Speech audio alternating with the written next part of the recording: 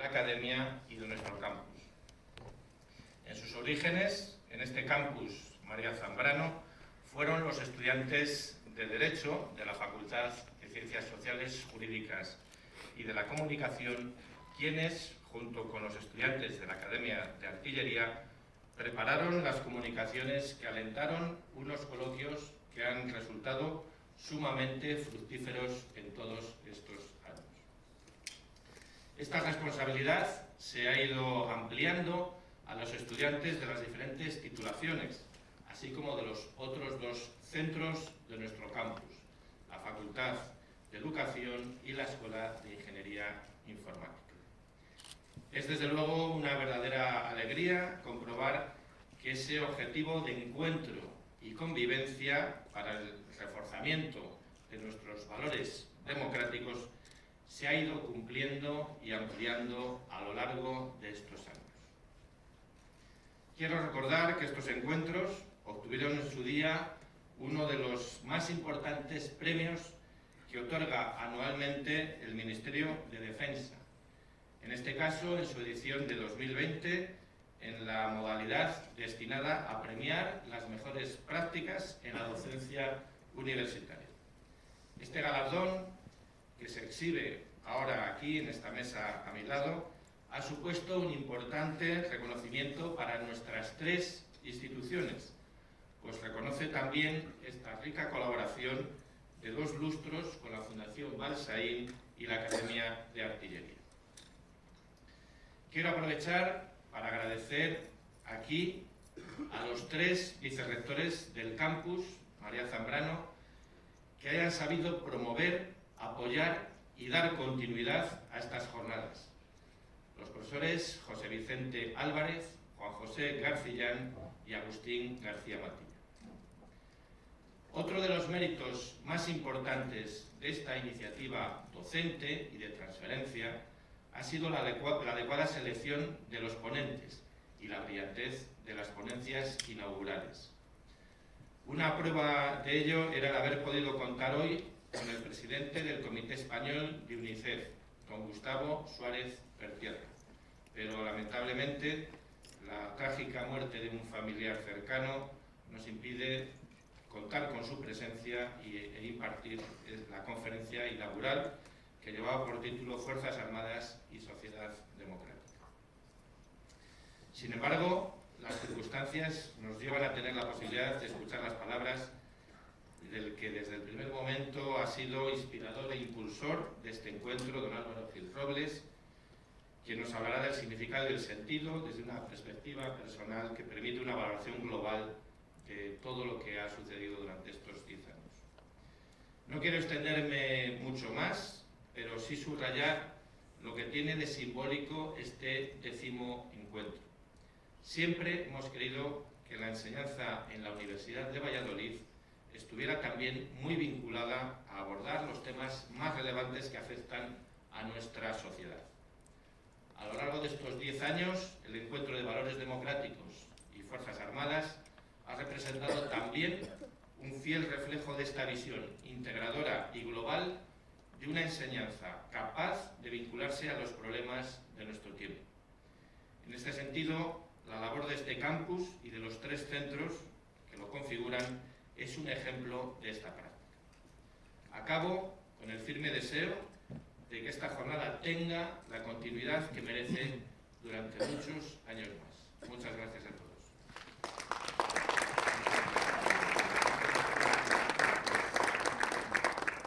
Muchas gracias y a continuación tiene la palabra el coronel director de la Academia de Artillería, don Alejandro Serrano Martínez.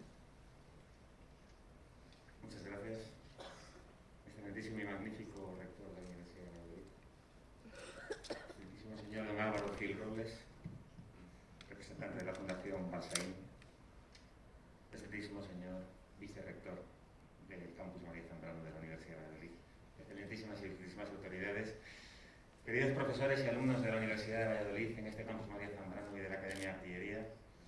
En primer lugar, sean mis palabras para agradecer a la Universidad de Valladolid, especialmente al director del campus, por acogernos en esta jornada de reflexión sobre los valores democráticos y las Fuerzas Armadas.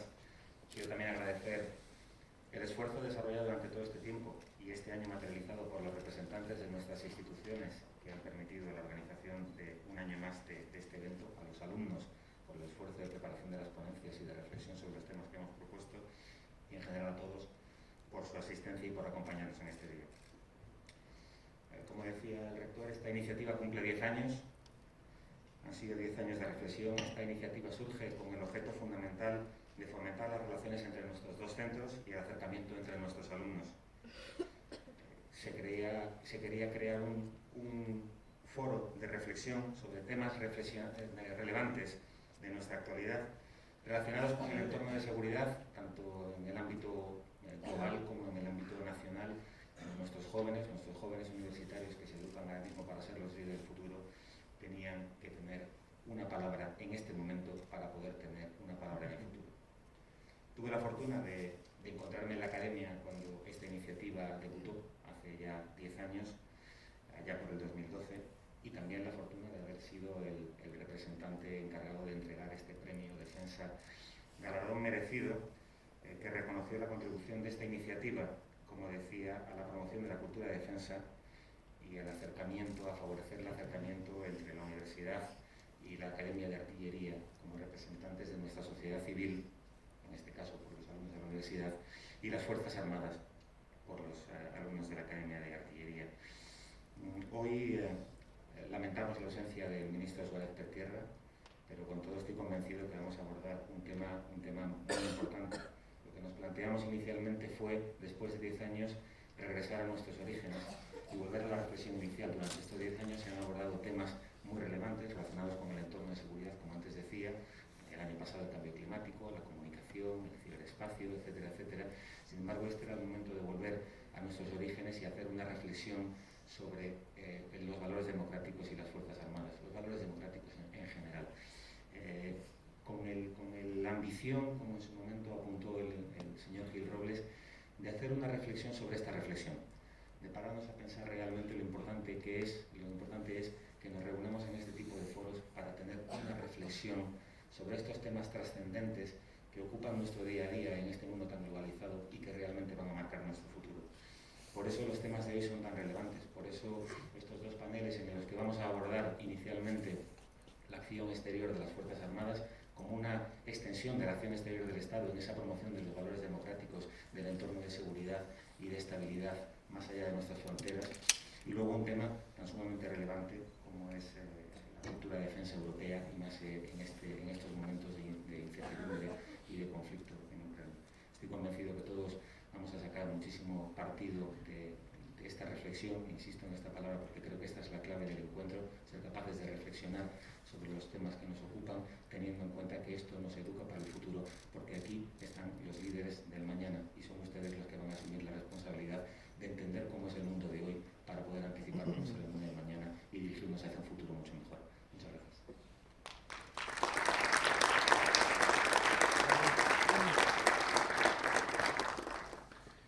Y a continuación tiene la palabra don Álvaro Gil Robles. Señor rector, el director de la academia, el director, todos los asistentes, muchas gracias por estar aquí, para acompañarnos hoy en este aniversario. Para mí es especialmente relevante este día, porque una iniciativa que pusimos en marcha hace 10 años, pues ha continuado durante todo este tiempo, se ha consolidado y yo creo que tiene una perspectiva de futuro ya absolutamente establecida. Ello ha sido gracias, y con eso hago mía totalmente las palabras del rector y las palabras del director de la academia, ha sido gracias al esfuerzo colectivo de estas dos instituciones, profesores, alumnos de ambas instituciones, que lo han hecho posible. Y si me permiten, con una especial intensidad hacia el papel que ha tenido siempre, además de todos los profesores de la facultad, mi querida y buena amiga Esther, y los vicerrectores que han estado hasta ahora y que han facilitado que esto sea una realidad. La verdad es que siento que no esté hoy Gustavo Suárez Pertierra, porque no solamente es un profesor universitario, catedrático de universidad, compañero en la Complutense, sino también tiene una larga experiencia en materia de defensa. Fue ministro de Defensa, creo que después fue incluso secretario de Estado de Defensa, volvió a serlo más tarde, además de ministro de Educación. Es decir, alguien que ha vivido la dirección y la responsabilidad de las Fuerzas Armadas desde la cúpula de las mismas, cúpula política de las mismas. Y tenía un especial interés también, y le agradezco que lo aceptó desde el primer momento sin dudarlo, y no puede estar hoy aquí por las razones muy tristes que han sido explicadas, porque recordarán ustedes, bueno, ustedes no, porque no estaban, pero sí, que cuando inauguramos estas jornadas el 4 de octubre de 2012, lo hicimos en el Salón de Actos de la Academia, y el conferenciante fue Julián García Vargas, también ministro de Defensa. Por lo tanto, las iniciaba un ministro de Defensa y a los 10 años otro ministro de Defensa tomaba la palabra. Yo creo que efectivamente desde ese 4 de octubre, donde si ustedes me permiten quisiera hacer una especial mención a dos personas que no pueden estar aquí hoy tampoco con nosotros, que fue al general Miguel Ángel Ballesteros, entonces director del Instituto Español de Estudios Estratégicos y hoy en un puesto de relevancia política en la seguridad nacional, que personalmente me ha dicho que le excusase ante ustedes, pero que no podía garantizar su presencia, y creo que las circunstancias lo explican perfectamente bien. Y también quisiera tener un recuerdo muy agradecido al que entonces era, no quiero equivocarme, director de la Academia, el general Alfredo Sanz Calabria. Ambos dos, digamos, fueron los motores que convencieron a las autoridades del Ministerio de Defensa de apadrinar, de cierta manera, esta iniciativa, y los que pusieron toda la fuerza por parte de la Academia y entonces el Instituto Español de Estudios Estratégicos. Desde entonces yo me he permitido buscar en la memoria y en los papeles, porque la memoria sola no vale para estos casos, los temas que hemos ido tratando. Fíjense ustedes, a lo largo de estos años hemos tratado sobre seguridad y comunicación, un compromiso ético, no lo digo en el orden cronológico, sino en el orden de las materias, estrategia de seguridad nacional, están en crisis los valores democráticos, crisis climática y seguridad, información y seguridad, dimensión ética de la inteligencia artificial, paz y seguridad, sociedad en crisis y resolución de conflictos, y el tema que hoy nos ocupa. Verán ustedes un abanico muy amplio de temas que han permitido ese diálogo entre los cadetes de la Academia y los estudiantes universitarios, todos universitarios, unos y otros, que están en el centro de la UBA en Segovia, María Zambrano. En el año 2020 tuvimos el honor de recibir, como acaba de decir el rector, el premio de defensa. Fue un reconocimiento, yo creo, no a la labor de la Fundación, fue un reconocimiento a la labor de la Academia y a la labor de la universidad de apostar por este diálogo entre universitarios sobre la presencia de los valores en la formación de todos ellos como futuros ciudadanos con responsabilidades distintas en el mundo civil y en el mundo militar. Yo creo que tal vez lo más importante de todo ello no solamente es el hacerlo año a año, sino el haber sido capaces de tejer esa colaboración intensa entre las instituciones y los alumnos que se suceden a lo largo de los años.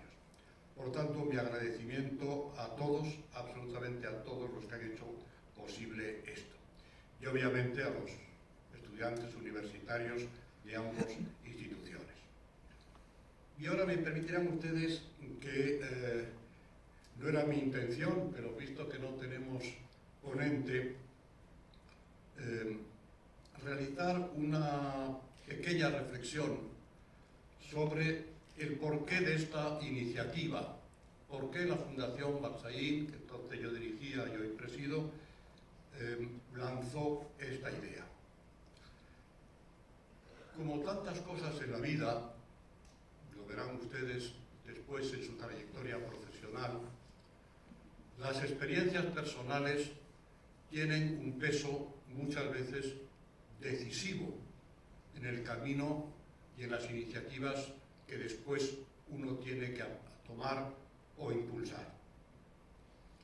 En mi caso, como defensor del pueblo, y casi 10 años de aquella aventura, efectivamente tuve contacto con las Fuerzas Armadas, claro que sí, visitamos unidades, hablamos ante ellos, pero era un terreno, digamos, distinto, era un terreno, digamos, de control interno del funcionamiento de las administraciones y del funcionamiento también de los centros militares. Pero todo cambió cuando fui elegido comisario para Derechos Humanos del Consejo de Europa, y esa circunstancia se produjo en un momento especialmente difícil para el Consejo de Europa. Ustedes saben que es una entidad intergubernamental europea centrada exclusivamente en la defensa de los derechos humanos, en base al Convenio Europeo de Derechos Humanos de 1950 de Roma. Y a mí me tocó tomar posesión de mis funciones cuando estallaba la Segunda Guerra en Chechenia, entre los elementos independentistas con carácter islamista y el resto de la Federación de Rusia, el gobierno de Rusia. Rusia había perdido la Primera Guerra y no estaba dispuesta a perder la Segunda. Esto llegaba después del trauma para Europa de los Balcanes, de la guerra de los Balcanes, en la que también me tocó después acercarme a ver los resultados de aquella guerra, los agujeros negros que se producían, la implicación, por ejemplo, de la KFOR, saben ustedes que era la Fuerza de Intervención Militar en este momento en la zona, en Kosovo, que llegó a permitir a los Estados Unidos tener un centro clandestino ilegal de detención en medio de una base en Kosovo.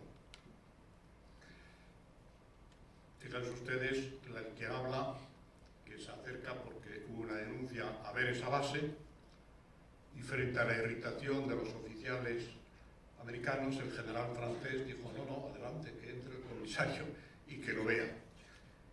Bueno, que yo era un pequeño Guantánamo muy chiquitito, igual todo cerrado, con sus casetitas, sus trajes naranjas, sus barbas, sus Biblias, sus Coranes, y quien llevaba la dirección de aquello era una oficial que venía de Guantánamo, verde y con asas. Bueno, hubo que denunciarlo, intervino el Parlamento Europeo, intervino todo y se cerró. La KFOR decidió cerrar aquel centro.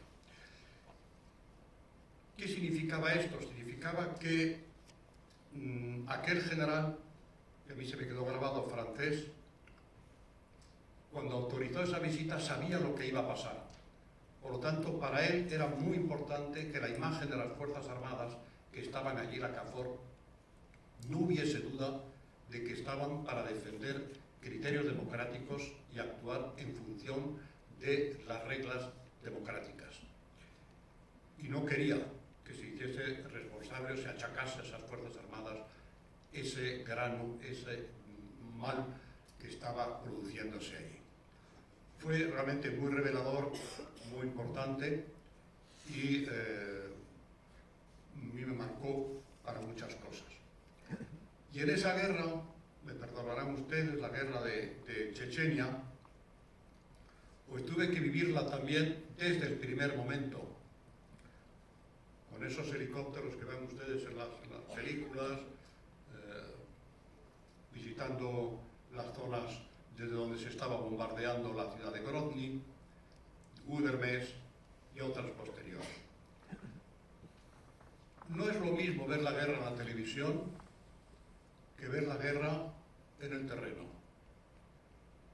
No es lo mismo ver los cadáveres en la calle, en la televisión, que verlos de verdad en el terreno y tener que pasar sorteándolos. No es lo mismo ver una ciudad en ruinas que entrar físicamente en una ciudad en ruinas y saber que hay francotiradores y saber que allí, en aquellas ruinas, hay mucho dolor, mucho sufrimiento. Pero allí se estableció el criterio que hoy se está aplicando por el ejército ruso en Ucrania. Con gran cinismo, cuando preguntaba, pero hombre, para entrar en la ciudad de Grozny es necesario destruir materialmente todos los edificios con la artillería desde X kilómetros antes de entrar. Con toda tranquilidad, mire, no hacemos más que lo que ustedes hicieron en la guerra de los Balcanes. Ustedes no pusieron un soldado en el terreno, ustedes bombardearon desde el aire. Ustedes destruyeron instalaciones, destruyeron de todo, y ustedes se inventaron aquello de los daños colaterales, cuando las bombas no caían donde tenían que caer y caían en un colegio o en un hospital. Con gran cinismo decían, no me digan usted, comisario, que nosotros no hagamos lo que ustedes han hecho. Es un cinismo absoluto porque no tenía nada que ver. Allí no se estaba bombardeando desde el aire, sino se estaba disparando con artillería desde el propio terreno. Por lo tanto, se veía lo que estaba pasando y se podía actuar de otra manera. ¿Cuál era el fondo de la cuestión?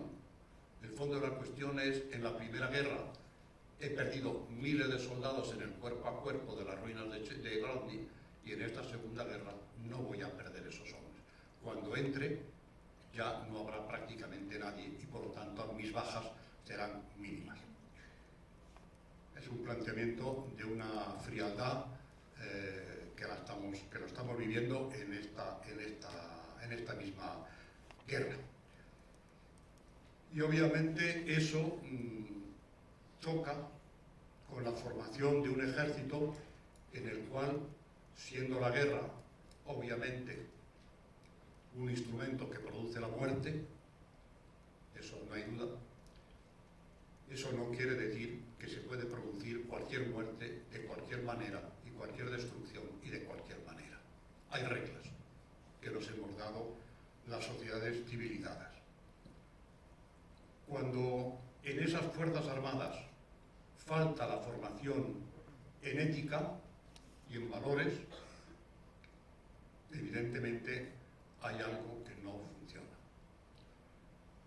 En mitad de ese disparate, yo he tenido que hablar a Fuerzas Armadas rusas en Grozny, en unidades militares, con fuerzas chechenas que se jactaban de intentar acudir al acto con collares, digamos a llamarlo así, con partes del cuerpo humano de sus adversarios. Y hubo que decirles, hagan ustedes el favor de salir por esa puerta porque eso aquí no se hace. ¿Dónde estaba el problema, o uno de los problemas?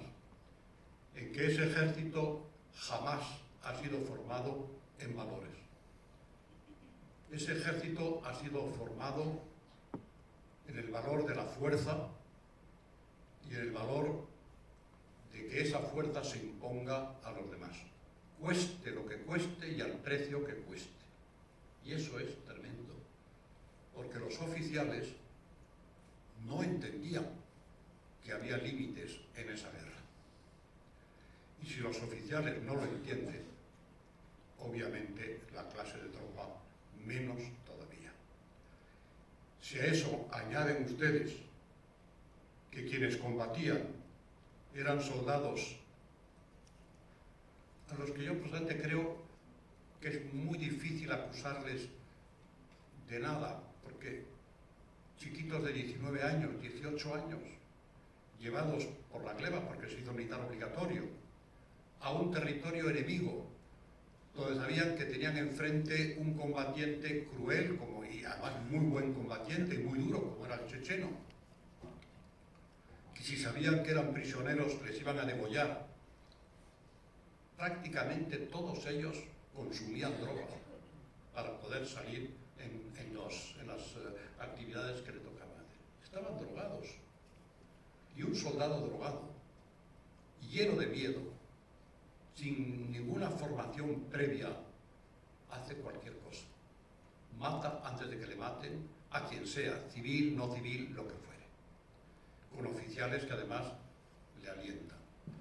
Y después se producen los desaparecidos, los enterramientos clandestinos que había que ir a buscar, etcétera, etcétera. Pues bien, esa situación tan tremenda, ese tener que decirle a un oficial muy alto, responsable, mire, en este caso su capitán X ha violado y asesinado a una chica en su despacho, en esta unidad militar. Y su padre ahí fuera lo único que me pide es justicia, no venganza, justicia. Y ustedes lo han juzgado en Rostov, en un juicio que dicen que es justo, es una mentira, porque todos los del jurado eran rusos, no había un solo checheno, y todos vinculados a familias militares, que naturalmente lo declararon inocente. ¿Cómo creen ustedes que puede haber paz futura en esas circunstancias? Bueno, conseguimos que se revisase el juicio, que lo juzgasen en otra ciudad, y fue condenado. Evidentemente fue condenado y cumplió la condena. Aún recuerdo el padre como lloraba cuando en el siguiente viaje me pidió dar las gracias, porque no se lo creía. Es decir, que si en esa guerra, la de Chechenia, se utilizaron estos métodos, y yo lo he dicho muchas veces, que esa guerra todavía tuvo una justificación, entre comillas, y es que no la inició el presidente Putin, la inició uno de los comandantes del ejército checheno, Shamil Basayev, que atacó Dagestán, que es la república cercana, para establecer un califato islámico del Cáucaso. Es decir, romper la Federación de Rusia y declarar su independencia y su sometimiento exclusivamente a la Sharia y a las leyes islámicas. Rusia, el gobierno, digamos, intervino para defender Dagestán y a partir de ahí aprovechó para atacar el resto de Chechenia y terminar con lo que ellos decían un régimen terrorista. Fíjense ustedes que ya entonces vimos dos cosas. Uno, que lo que era una verdadera guerra se dijo que era una intervención antiterrorista.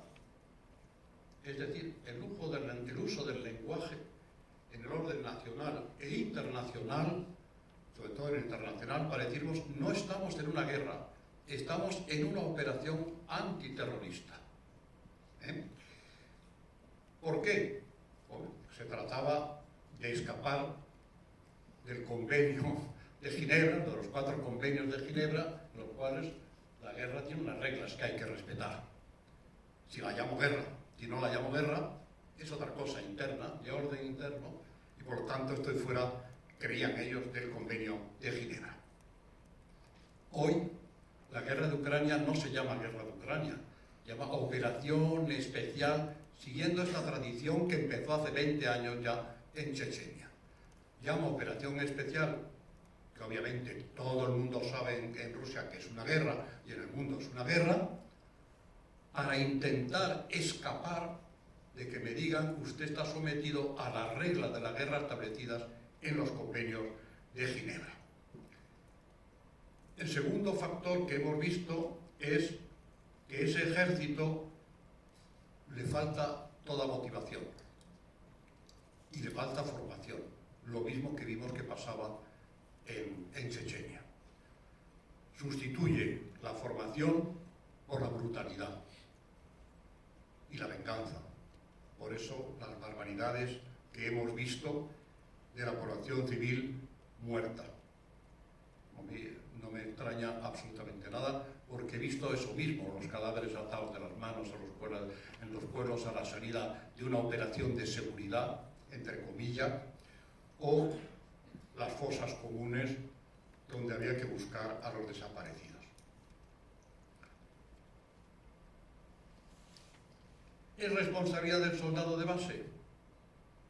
Me supongo que los que están luchando hoy en Ucrania están igual de aterrorizados por la defensa heroica que están haciendo los ucranianos de su país, que ellos sí están motivados porque están defendiendo su país, su familia, sus ciudades, su libertad. Y esos soldados, la mayor parte no profesionales que van allí, no saben por qué están, les han mentido sobre por qué han ido y probablemente estén también bajo los efectos de narcóticos y por eso todas estas salvajadas. Responsables, los oficiales, ellos desde luego, los oficiales y quienes han permitido todo esto, subiendo la escala hasta el propio presidente Putin, que no habrá apretado el gatillo, pero habrá permitido y creado las circunstancias para que esto se produzca y por lo tanto tiene una responsabilidad política, ética y ya veremos en su día si también la tendrá judicial. ¿Se han negado oficiales a participar en esta guerra? Sí, sí, se han negado como se negaron en la guerra de Chechenia y fueron apartados. Aquí no se les ha sometido a consejos de guerra, eran contractuales, se les han anulado los contratos y se les ha mandado a casa y ya veremos lo que pase después. Pero muy pocos, muy pocos. Muy pocos han sabido poner o anteponer la razón por las cuales son militares que defienden a su país, no que agreden a otros países sin motivo. La famosa discusión de hasta dónde puede un militar decirle a su mando no cuando la orden es ilegítima, cuando la orden es netamente violadora de los derechos humanos y de la libertad de los demás. En las democracias occidentales lo tenemos muy claro, y afortunadamente y por eso formamos a nuestros ejércitos en los valores para que no tengan ni siquiera que plantearse esa pregunta, esa duda, porque sepan que sus Fuerzas Armadas siempre van a respetar el orden constitucional y nunca van a verse en la tesitura de tener que moralmente decir no cumplo esta orden por ser ilegítima e inconstitucional. Eso forma parte de nuestro modelo europeo basado no solamente en desarrollo económico y social y político, sino en los valores para todos, para los ciudadanos, para ustedes, los militares futuros oficiales que tendrán que asumir esa responsabilidad de defensa. Y eso no existe en Rusia porque no se olviden ustedes, no estamos asistiendo solo a una guerra, por muy dura que sea, armada y violenta de dos ejércitos. Estamos asistiendo a la confrontación de dos modelos de entender una sociedad. El modelo europeo, basado en el humanismo, basado en el respeto a la dignidad y la libertad de la persona por encima de todo, que lo aprendimos después de la Segunda Guerra Mundial y las brutalidades del nazismo y de todo lo que aquello supuso, y el fascismo, y un modelo que el presidente actual está intentando desarrollar, que tiene sus raíces muy lejanas, no solamente en el sistema estalinista, sino muy anterior, en el cual ese valor del humanismo no tiene ninguna importancia. Lo importante es el valor del proyecto nacional y cultural y religioso de un país por encima de todo, con espíritu expansionista y de imposición. Eso viene desde Catalina la Grande hasta nuestros días. O sea, no es nada nuevo.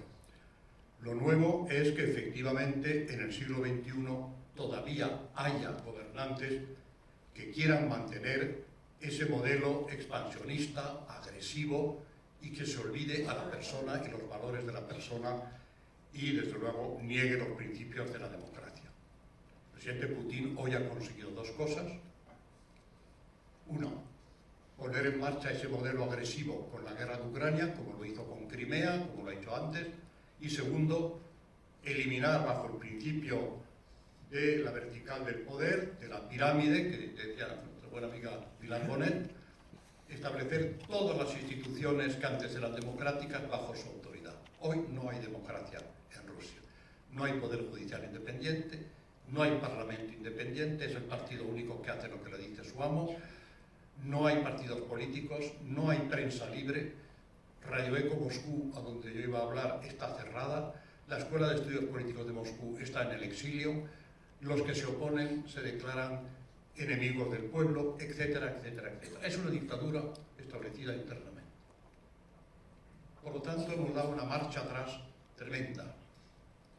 Nuestra responsabilidad, y yo no me canso de repetirlo, es no solamente conseguir esta paz hoy fundamental, y mañana ya veremos las responsabilidades por las barbaridades que hayan cometido, sino, y sobre todo, no olvidar que no se puede identificar un régimen político como el del presidente Putin con todo el pueblo ruso. No podemos criminalizar a todo el pueblo ruso. Hay miles y miles que están escapando de Rusia porque no quieren quedarse en ese sistema.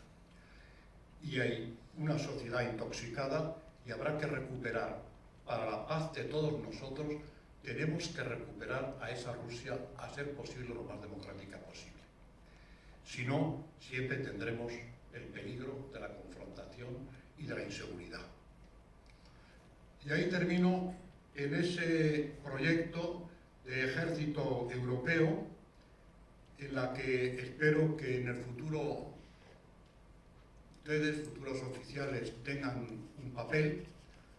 Ejército europeo que el general de Gaulle no quiso en su día porque tenía la Force de Frappe, pero que hoy nos damos cuenta que en Europa es necesario. No como una fuerza de agresión, sino como una fuerza de seguridad colectiva.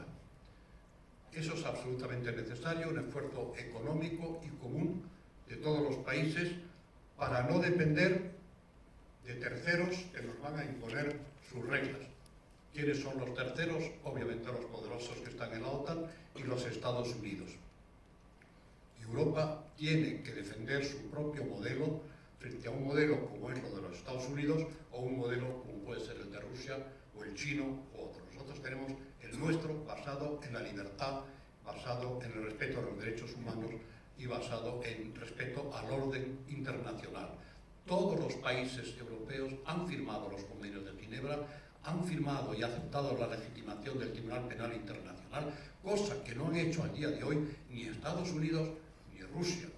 Y no se engañe, no se llevará a Rusia ante el Tribunal Penal Internacional porque para eso tiene el derecho de veto en el Consejo de Seguridad de Naciones Unidas y no irá al Tribunal Penal Internacional, como no fue Estados Unidos con la guerra de Irak u otras.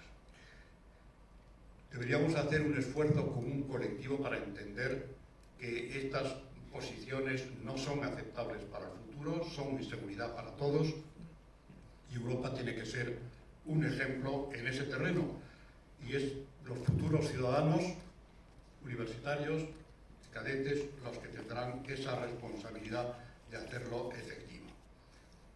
Bien, nada más, ojalá todo esto termine cuanto antes, pero si estas jornadas tienen sentido, lo tienen más que nunca en el contexto que vivimos hoy, más que nunca.